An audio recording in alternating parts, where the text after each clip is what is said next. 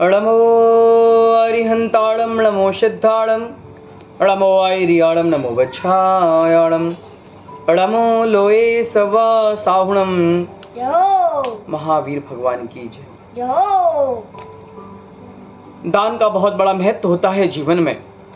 दान का आज का दिया हुआ दान भविष्य काल के लिए बहुत पुण्य को प्राप्त करने वाला होता है। श्री रामचंद्र जी भगवान जो कि इस जन्म में पूर्ण वैभव के धनी हैं, अनेक स्वर्ण संपदाओं से युक्त हैं, क्योंकि उन्होंने पूर्व जन्म में कोई पात्र दान दिया था। उसका ही यह है, उनका उस दान का ही महत्व है कि वो इस संपदाओं से भरे हुए हैं। श्री रामचंद्र जी दंडक वन में जाते हैं, वहां पर उनका निवास होता है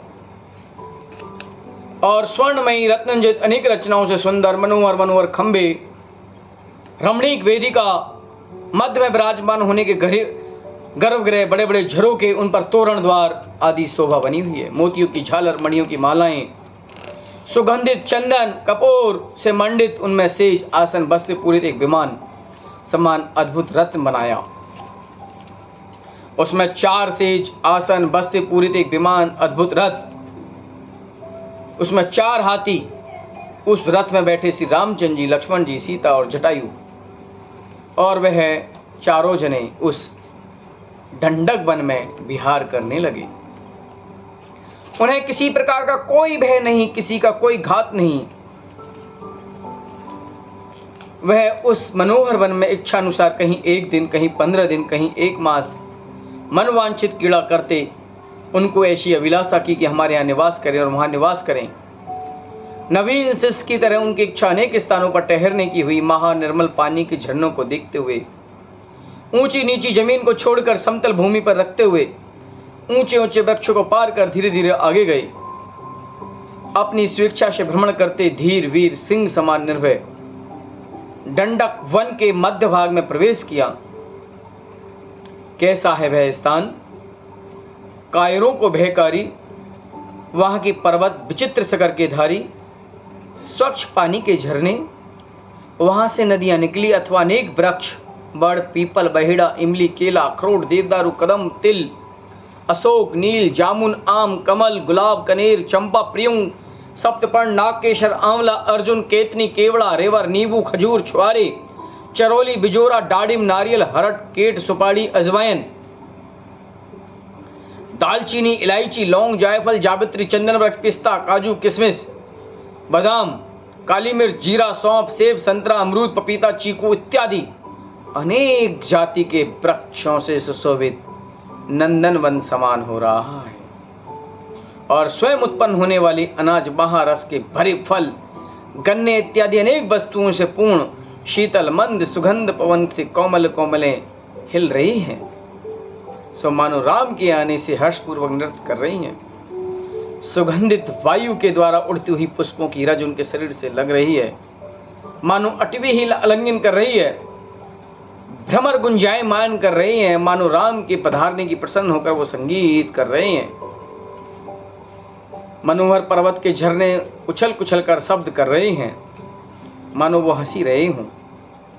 और पंछी हंस, कोयल, मोर, शूबा, मैना आदि पक्षियों का कोलाहल हो रहा है, मानो राम लक्ष्मण सीता के आने का आदर ही कर रहे हैं।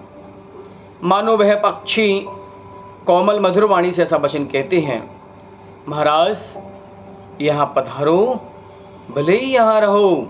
और सरोवर में सफेद श्याम लाल कमल खिल रहे हैं। वह मानो राम को देखने के कौतूहल से हर्ष मना रहे हैं। वृक्ष पर फल फूल झुककर मानो राम को नमस्कार करते हैं।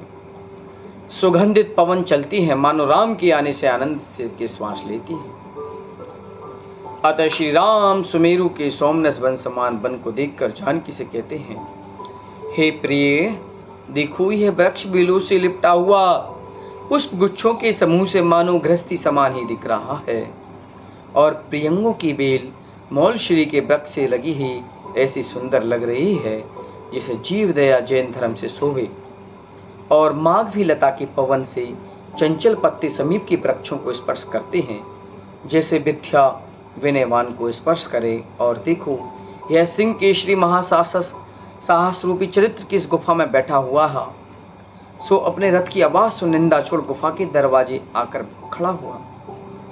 जैसे ज्ञान रूपी सिंह चारित्र रूपी गुफा में सोया है, परंतु गुरु के उपदेश सुन प्रमाद छोड़ निर्भय होकर चारित्र की साधना के लिए बाहर आया हूँ। हे गजगामिनी, इस वन में अनेक हाथी विचरण करते हैं, परंतु तुम्हारी जैसी चाल इनके नहीं। तुम्हारे चाल को देख अनुराग होता है। और हे कलानिधि, यह वन अष्टपदादि कुरुजीवों से भरा है। सघन वृक्ष पत्र पुष्प से सहित है। कहीं हाथी वृक्षों को उखाड़ते हैं, जिसे मानी पुरुष धर्म रूपी वृक्ष को उखाड़ता है। जगह जगह वन लाल हो रहा है, कहीं सफ़ेद, कहीं पीला, कहीं हरा, कहीं काला। चंचल निश्चल है, कहीं शब्द सहित, कहीं शब्द रहित। कहीं गहन वृक्ष, कहीं विरस, कहीं सरस, कहीं सम, कहीं बेवसम। इस अनेक प्रकार का दिखता है।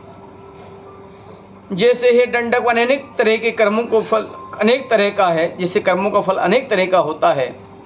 हे जनक सुते, आप जैन धर्म को धारण करें। जैन धर्म ही इस संसार से पार करने वाला है। हे कर्म से रहित होकर निर्वाण को प्राप्त करो। जीव दया समान कोई धर्म नहीं। जो अपने समान दूसरे जीवों को जानता है एवं दया करता रहता है, वह भवसागर से पार हो जाता है। हे दंडक नाम का पर्वत ऊंचा आकाश से लग रहा है, इसलिए इसे दंडक वन कहते हैं। यह वन एक अनेक धातु औषधियों का भरा है। झरनों का पानी बहता है। हे सुबुद्ध के धारी, इस वन में वृक्ष फल के भार से झुक रहे हैं, मानो तुम्हें नमन कर रहे हैं। हे प्रिय, इस पर्वत से कांचरवा नदी निकलती है, जिसे जिनराज के मुख से अपनी जिनवाणी निकलती है। ऐसे ही नदी का जल ऐसा मीठा, जैसे तेरी वाणी मधुर मीठी है। हे सुकेशी, पवन से जल में लहरें उठ रही हैं, उसमें मगरमच्छ भयंकर हैं। कहीं पानी का वेग प्रवाह रूप शीघ्रता से चल रहा है, जैसे ध्यानी मुनि की कर्म वर्गणाएं शीघ्रता से बाहर निकलती हैं। कहीं शीतल जल, कहीं वेग रूप, कहीं काली शिला, कहीं सफ़ेद शिला। इनकी ज्योति से जल नीला, सफ़ेद आदि कई रंगों का हो रहा है, मानो हलदर हरि का स्वरूप ही है। हे कांते, यह कमल पुष्पों पर निरंतर भवरे गुंजायमान होते हैं। फूलों की सुगंध है, परंतु आपके शरीर की सुगंध के समान नहीं है। इस नदी का जल पाताल समान गंभीर है, मानो तुम्हारे मन जैसी गंभीरता को चाहता है। यह नदी अनेक बहाव से समुद्र में चली जा रही है, जैसे उत्तमशील की धारी राजाओं की राजकन्याएं विवाह कर पति के साथ चली जाती हैं। इस प्रकार श्री रामचंद्र जी अति प्रेम से सीता को कहते हैं। तब वह पतिव्रता हर्ष के समूह से भरी पति पर प्रसन्न होकर आदर से कहती है, हे करुणानिधि, इस नदी का जल निर्मल है, परंतु जैसा आपका मन निर्मल है, वैसा नदी का जल निर्मल नहीं। और जैसे आप सघन और सुगंध हो, वैसा वन नहीं। जैसे आप उच्च व स्थिर हों, वैसे गिर नहीं। और जिनका मन आप में अनुरागी हुआ, वह मन दूसरी जगह नहीं जाएगा। इस प्रकार राजकुमारी सीता के अनेक शुभ वचन श्री रामचंद्र जी ने भाई सहित सुनकर अति प्रसन्न होकर सीता की प्रशंसा करने लगे। जा वाणी के ज्ञान से सूझे लोकालोक, सो वाणी मस्तक नमो सदा दे तुम लोग।